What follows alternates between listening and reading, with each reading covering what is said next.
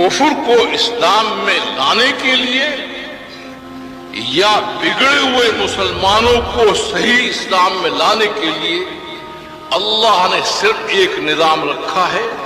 اس نظام کا نام ہے دعوت و تبلیغ. پوری تاریخ انسانیت کو چھان لیجیے، کبھی کفر اسلام میں نہیں آیا ہے سوائے اصحاب دعوت کی، اور کبھی بگڑے ہوئے مسلمان صحیح اسلام کے اندر نہیں آئے ہیں سوائے اصحاب دعوت کی.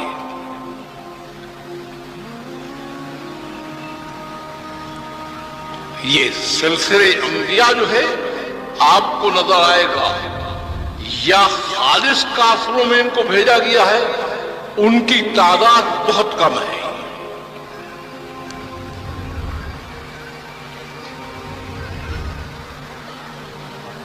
غیر مسلموں اور کافروں کی طرف جو انبیاء علیہ الصلوۃ والسلام بھیجے گئے ہیں ان کی تعداد بہت کم ہے. جو مسلمان ہو کر زندگی کافروں کو گزارتے تھے ان کی طرف زیادہ انبیاء کو بھیجا گیا ہے. اکثریت انبیاء کی وہ ہے جو ایسے مسلمانوں کی طرف بھیجی گئی ہے جو مسلمان ہو کر اللہ پر ایمان رکھتے ہوئے، اللہ کی کتاب پر ایمان رکھتے ہوئے، اللہ کے رسول پر ایمان رکھتے ہوئے، اللہ کے دین پر ایمان رکھتے ہوئے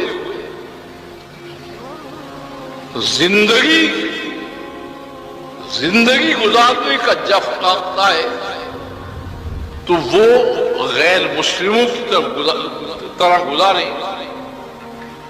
ان کی طرف جو انبیاء بھیجے گئے ہیں ان کی تعداد بہت زیادہ ہے.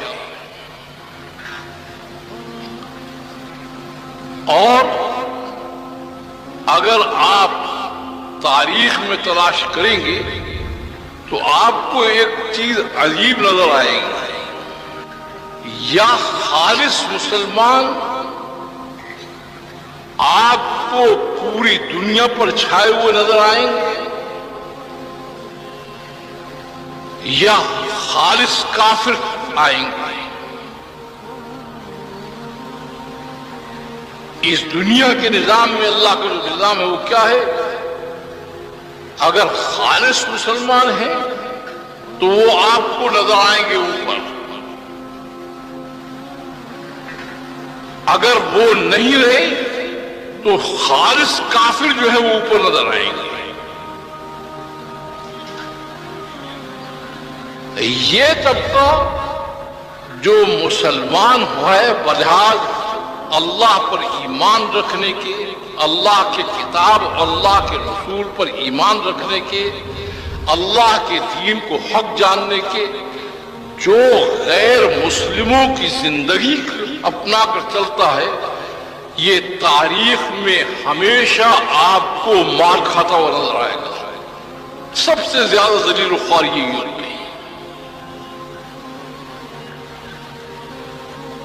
یہ جو آج آپ کہتے ہیں نا کہ کافر جو ہے وہ مسلمانوں کو یہ کر رہے ہیں وہ کر رہے ہیں، کافر کچھ نہیں کر رہا ہے. یہ تو اوپر کے نظام میں طے ہے، وہ نظام سارا کام کرا رہا ہے. وَقَضَيْنَا إِلَىٰ بَنِي إِسْرَائِيلَ فِي الْكِتَابِ لَتُفْسِدُنَّ فِي الْأَرْضِ مَرَّتَيْنِ وَلَتَعْلُنَّ عُلُوًّا كَبِيرًا فَإِذَا جَاءَ وَعْدُ أُولَاهُمَا بَعَثْنَا عَلَيْهِمْ عِبَادًا لَنَا أُولِي بَأْسٍ شَدِيدٍ فَجَاسُوا خِلَالَ الدِّيَارِ وَكَانَ وَعْدًا مَفْعُولًا. کہتے ہیں یہ انہوں نے تمہارے ساتھ تھوڑی دیا ہے، کان وعدًا مفعولا، یہ نظام میں طے ہے. یہ بات کہ مسلمان ہو کر زندگی غیر مسلم کی گزارے،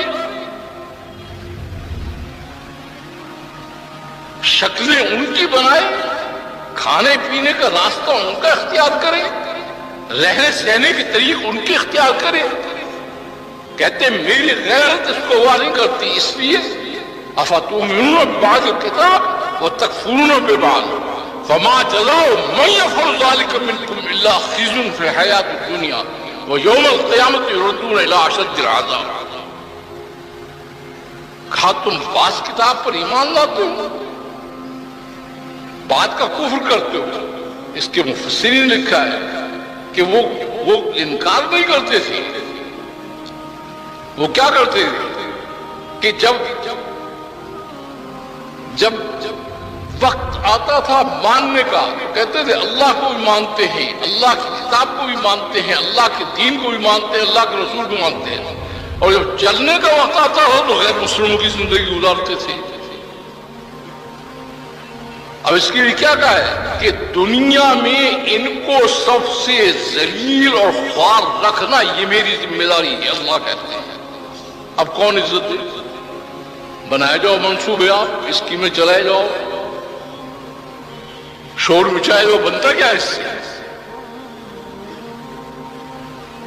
تو جب امتیں اس میں پھنستی تھی تو ان کے دماغ میں ایک فطور آتا تھا، اس میں پھنستی تھی اور کافر پڑھائی کرتے تھے تو ان کے دماغ میں آتا کیا کہتے ہیں، ہم بہرحال مسلمان تو ہیں، وہ یہ کہتے ہیں ہم بہرحال مسلمان تو ہیں، وہ تو کافر ہیں۔ اب ضابطہ جو ہے وہ معلوم نہیں تھا، ضابطہ جو ہے وہ کیا تھا کہ مسلمان ہو کر کافر کی زندگی گزارے گا تو میرا ضابطہ یہ ہے کہ کفار کو مسلط کر کے ان کو پٹواؤں گا، اور اس کی وجہ بھی بتائی گئی ہے کہ ان کی پٹائی سے شاید اس کو اپنے راستے کی طرف رجوع نصیب ہو جائے اور یہ اپنی زندگی کو بدل لے۔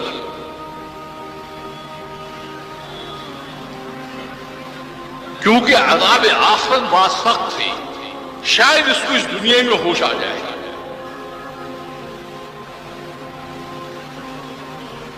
کافی دن کی بات ہے، میں کراچی میں بیان کر رہا تھا تو وہ جسٹس صاحب بیٹھے ہوئے تھے، انہوں نے بعد میں مجھ سے کہا، کہنے لگے ہمارا یہ کیا بات ہے، اللہ نے مسلمان تو ہیں نا، بہرحال ان کے لیے اتنی سخت سزا کیوں کر رکھی ہے کہ دنیا میں ان کو ذلیل و خوار کر کے رکھوں گا اور آخرت میں اشد عذاب کی طرف لوٹا دوں گا، بہرحال مسلمان تو ہیں۔ میں نے کہا جسٹس صاحب یہ بات آپ مجھ سے پوچھ رہے ہیں، روز تو ملاوٹ والوں کو آپ سزا دیتے ہیں کہ اس نے دودھ میں ملاوٹ کی ہے، اس نے ایسے مرچوں میں ملاوٹ کی ہے، اس نے فراچی میں۔ میں نے کہا ملاوٹ والوں کو کہ روز آپ ان کے خلاف جو ہے فیصلے نہیں دیتے؟